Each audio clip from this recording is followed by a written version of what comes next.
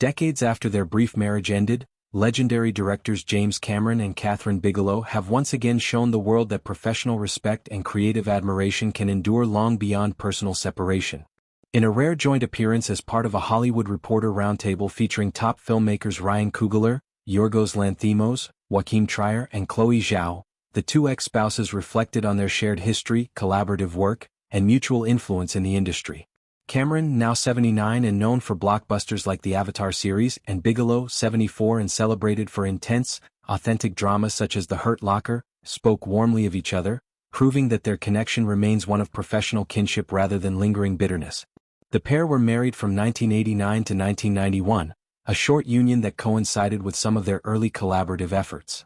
They worked together on films like Blue Steel, 1990, and Point Break, 1991. Projects that showcased Bigelow's emerging directorial voice and Cameron's technical expertise. Even after the divorce, they continued partnering professionally, most notably on the 1995 cyberpunk thriller Strange Days. During the roundtable, Cameron reflected on the timeline with a sense of perspective. "We were married longer ago than half our lives." The comment underscored how distant that chapter feels now, yet it didn't diminish the fondness in his tone when discussing their ongoing creative bond.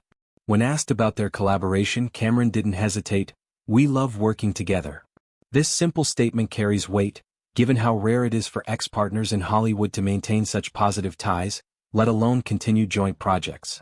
Their history demonstrates that divorce doesn't have to erase professional synergy.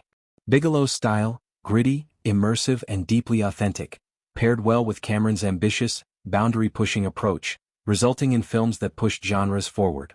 The discussion delved into what each admires in the other's work. Cameron offered high praise for Bigelow's commitment to truthfulness on screen. "Kathryn cannot do anything that's not authentic," he said. "I think it's evolved to not be about pushing away that which is commercial. It's figuring out what's real in the world and then running that through her lens. And I look for that in my own work." His words highlight Bigelow's evolution as a filmmaker who prioritizes emotional and thematic honesty, whether in action thrillers or war dramas. Bigelow responded graciously, thanking him for the kindness.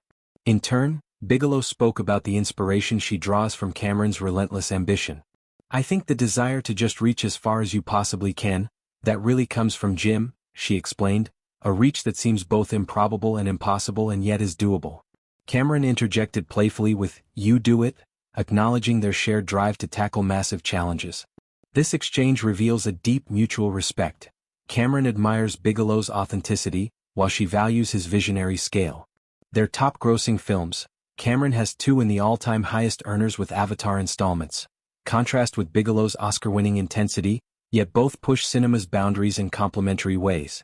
Their amicable post-divorce relationship has been evident in public moments before. Notably at the 2010 Academy Awards when Bigelow won Best Director for The Hurt Locker, beating Cameron's Avatar, he was the first to stand and applaud, a gesture of genuine support that countered any narrative of rivalry. The moment symbolized their ability to separate personal history from professional achievement and celebrate each other's success. The roundtable setting with other acclaimed directors allowed for broader reflections on filmmaking. Yet Cameron and Bigelow's interaction stood out for its warmth and history. Their collaboration on Strange Days, a film exploring virtual reality, race and societal unrest, remains a testament to their creative compatibility even after divorce. Bigelow directed, while Cameron contributed as a producer and writer, blending their strengths seamlessly. Cameron's career trajectory, from underwater epics like The Abyss and Titanic to the revolutionary Avatar franchise, emphasizes technological innovation and grand storytelling.